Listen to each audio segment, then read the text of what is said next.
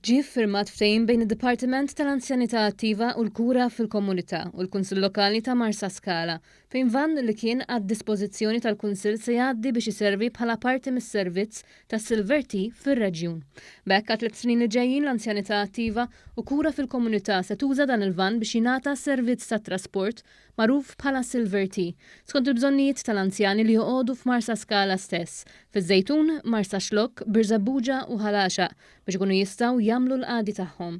Is-servizz ta' Silver Tea jopera fuq livell nazzjonali mit-2 sal-ġimgħa mis-7 ta' filgħodu sas-2 ta' wara nofsinhar u jipprovdi faċilità ta' trasport lil dawk il-persuni anzjani li jixtiequ jmorru fiċ-ċentru tas-saħħa, fiċ-ċentri tal-anzjanità attiva fil-kunsilli lokali, il-bank, is-suq lokali u diversi postijiet oħrajn.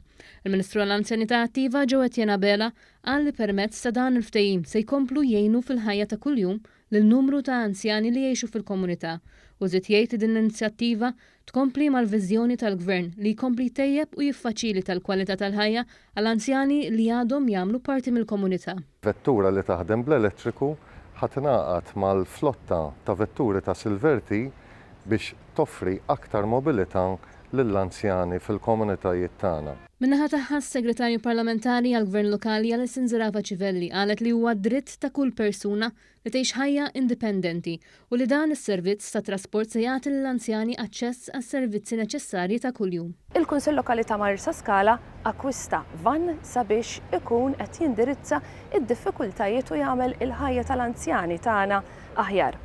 Għaldaqstant inħeġġeġ kunsilli lokali oħra sabiex jindirizzaw il-bżonnijiet tar-residenti tagħhom mod partikolari ir-residenti anzjani tagħna.